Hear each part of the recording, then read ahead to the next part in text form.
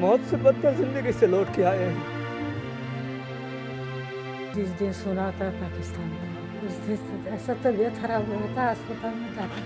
हम लोग का साथ बहुत जुल्म किया गया। मेरा पैर और घुटना पूरा जला दिया। ये मेरे को तो खाली 7 आदमी मेरे को मिलके मारा उन लोगों ने। 1 महीना कैसे गुजारा हुआ अल्लाह जानता।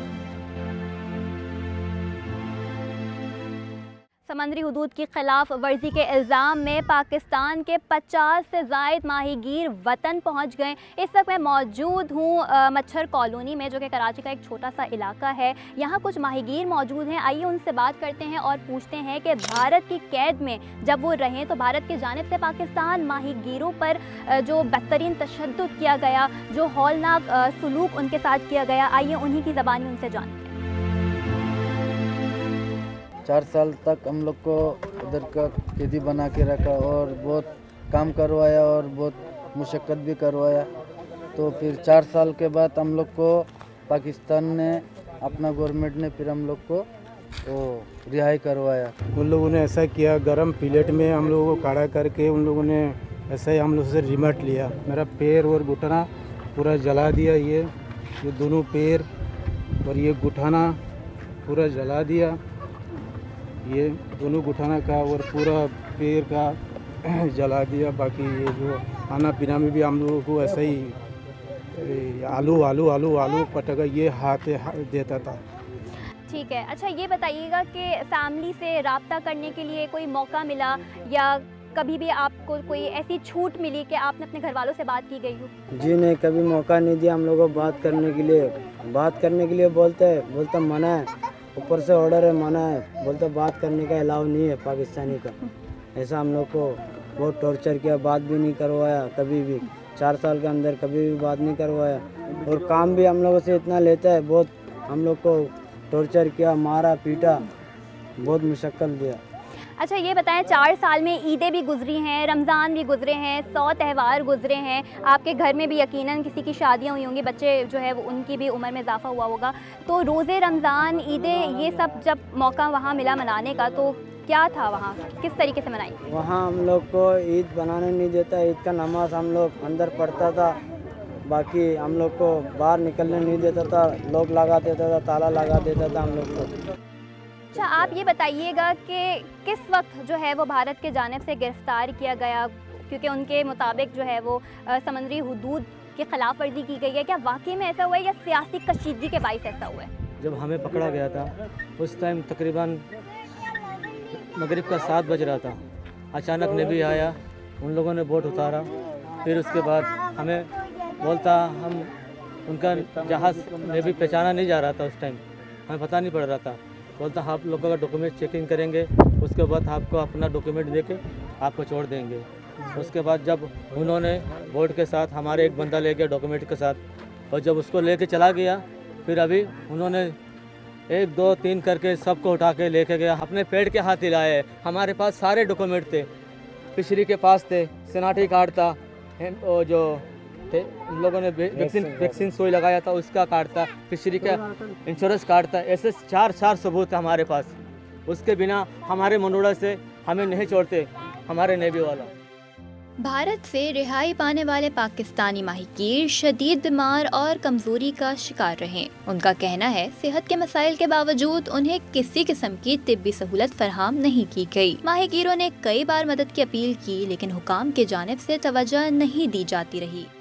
जी हम लोग को तबीयत खराब होता था, फिर भी हम लोग को टॉर्चर करता था, काम पे ले जाता था, बोला दवाखाना ले जाऊंगा, ऐसा बोल के 4-5 दिन रह जाता था, दवाखाना नहीं लेके जाता था। 6-7 दिन के बाद बंदा गिर गया, फिर लेके जाता दवाखाना। ऐसा तो हम लोग को टॉर्चर बहुत किया, हम लोग का बंदे के साथ बहुत नाजायज़ किया। जी हम लोग को खाने पीने में दाल, ये आलू, बाकी यही खिलाते थे। हम लोग को राशन देते थे, हम लोग खुद बनाते थे, मगर सरकार का तरफ से देते थे। हम लोग खुद पका के, मेहनत अपना खुद करके, अपना खुद पका के अपना खाते थे। ऐसे बहाना करके हम लोग को पकड़ा के तुम लोग का डॉक्यूमेंट चेक करके हम लोग छोड़ देंगे, ऐसा बोल के 2 आदमी को चढ़ाया हम लोग को। और चढ़ाने के बाद जब औखा बंदर में हम लोग को लेके जाने के बाद फिर हम लोग को 1 दिन के बाद फिर बोट में लेके गए और पूरा बोट का सामान पूरा आगे पीछे करके और पूरा बोट को काट के फिर बोलते कि टेंडल कौन है, साइड टेंडल कौन है, जो खाना बनाने वाला कौन है। तो इन तीनों को अलग करके लेके गए। अलग करने के बाद उस लोहे के प्लेट में फुल गर्म करके उनको खड़ा करवाया। फिर हम लोग को तो पूरा बर्फ़ में जो बर्फ़ था ना बोट, उसमें वो हम लोग ने खाली करके फिर हम लोग को, मेरे को तो खाली 7 आदमी मेरे को मिल के मारा उन लोगों ने।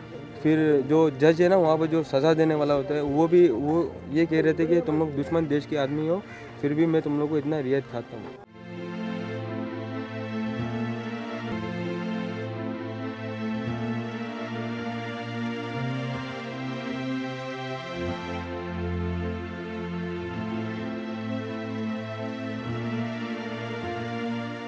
भारतीय कैद से रिहा होकर आ गए, लेकिन जो 4 साल का वक्त था वो कैसा गुजरा? जब घर आए तो अपनी बीवी बच्चों को देखा, वो खाना जो 4 साल पहले खाया था अब वो खाया, तो कैसा महसूस किया? 4 साल में कितना कुछ बदला, आइए इन्हीं की ज़बानी जानते हैं। जी बताइएगा, 4 साल तक आप कैद रहे, जब घर आए तो पहली सोच क्या आई आपके दिमाग में? जी माशाल्लाह, अल्लाह की शुक्र है, शुक्रगुजार करता हूँ। मेरा घर पे आके मेरा बीवी बाल बच्चा भी खुशी हुआ, माशाल्लाह हम भी खुशी हुआ।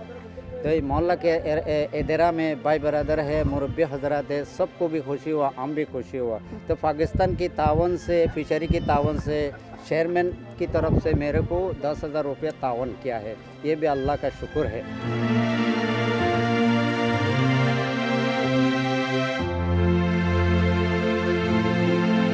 इस वक्त मैं पाकिस्तानी माहीगीर मोहम्मद सलीम के घर मौजूद हूँ। आइए उनसे बात करते हैं, उनके अहल खाना से गुफ्तगू करते हैं और जानने की कोशिश करते हैं कि 4 साल उन्होंने किस कैफियत से, क्या एहसास था उनका कि उन्होंने मोहम्मद सलीम का इंतज़ार किया, क्या उन्हें उम्मीद थी कि मोहम्मद सलीम आ जाएगा, आ तो जाएगा लेकिन कब आएगा? आइए उन्हीं की ज़बानी जानते हैं। माहीगीर मोहम्मद सलीम अपने घर पहुंचा तो उनके वालिदैन जज्बात पर काबू ना रख पाए और अश्कबार हो गए। वालिदैन का कहना था कि उन्होंने मुश्किल वक्त में भी उम्मीद का दामन नहीं छोड़ा और रोज अपने बेटे के घर वापस लौटने की दुआ करते थे। वो लम्हा उनके लिए किसी ईद से कम न था जब बरसों बाद उनका बेटा दोबारा उनसे आ मिला।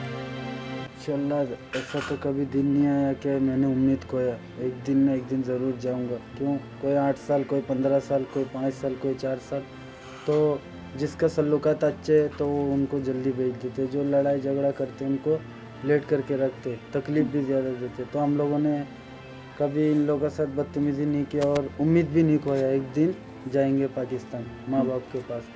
तो आज माँ बाप के पास हूँ और खुश हूँ। यहाँ इनके वालिदैन मौजूद हैं, इनके वालिद खुसूसी तौर पर इनसे बात करने की कोशिश करते हैं और जानते हैं कि इन्होंने इतना अरसा कैसे गुजारा और बुढ़ापे का सहारा होते हैं बच्चे, तो इन्होंने इस वक्त में क्या महसूस किया? जब वो पकड़ा गया था तो हमारा पास जब पेगाम आया, वहाँ भारत से एक फ़ोन आया था मेरे पास, शायद मेरे बेटे ने उनको नंबर दिया था, वहाँ का कोई वकील है, कोई एजेंसी वाला कोई भी है। तो फ़ोन आने के बाद उन्होंने कहा कि थाना वाले से रब्ता करो। मैं फौरी तौर पर अपना इलाका थाना डाक थाना में रब्ता किया। डॉक्यूमेंट्स मांगते थे, डॉक्यूमेंट्स हम देते रहे। उसके बाद स्पेशल वालों ने बुलाया, आरामबाग वालों ने बुलाया, सब जगह पे हमने इंट्री कराया, सब जगह में हमने डॉक्यूमेंट जमा कराया। मेरे साथ वालदा भी मौजूद हैं। आप ये बताइएगा कि बच्चे जो होते हैं वो तो बुढ़ापे का सहारा होते हैं। जब मोहम्मद सलीम घर में दाखिल हुए हैं और आपको ये खबर मिली कि अब वो रिहा हो गए हैं, वो क्या तासुरात हैं, क्या एहसास था वो? मेरे को तो जिस दिन सुना था पाकिस्तान का, उस दिन ऐसा तबीयत खराब हुआ था, अस्पताल में दाखिल। 1 महीने उधर ऑपरेशन किया, मेरा इलाज किया। 1 महीना कैसे गुजारा हुआ अल्लाह जानता है, कोई नहीं जानता। खुशी तो बहुत हुआ, इतना खुशी हुआ, अल्लाह का शुक्र है। कैसा अल्लाह का शुक्र अदा करें।